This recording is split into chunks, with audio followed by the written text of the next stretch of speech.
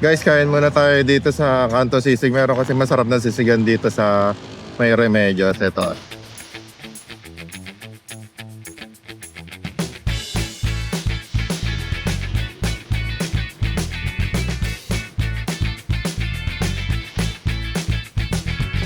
So, magkano order na sisig? 80 sir. 80? Rice po, 125 po. Sige. Sige, isang order, boss. Take out po ba o dine-in? Dine-in lang, boss. Dine-in. Sir, pwede ba kayo mag-deliver sir? Ha? Nag-deliver din po ba kayo? Oo, sir. Basta kahit... Tie up.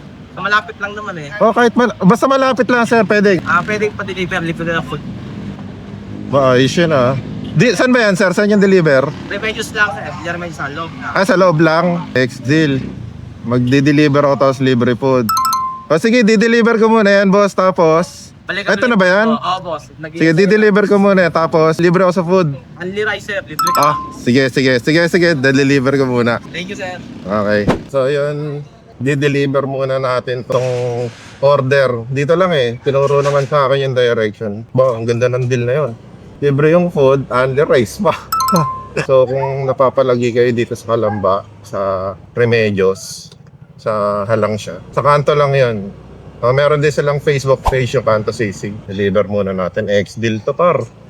Parang familiar sa akin itong place na to. Kasi pagkakalima, kanan, dulo, kanan. Tapos meron daw kotsin dilaw sa labas. Pucha. Mukhang alam ko na kung sino deliveran ko dito. Sabi na nga ba eh. Alam ko na itong deliver na to eh. Parang na-scam ako dito ah.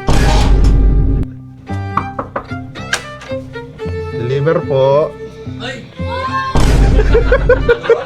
Sabi na, scam to eh. Sabi na ka ba, scam to. Inuman to. Nakakatagay ba ang joyride? Bawal po sa amin yun. Ikit mo muna yung camera sir.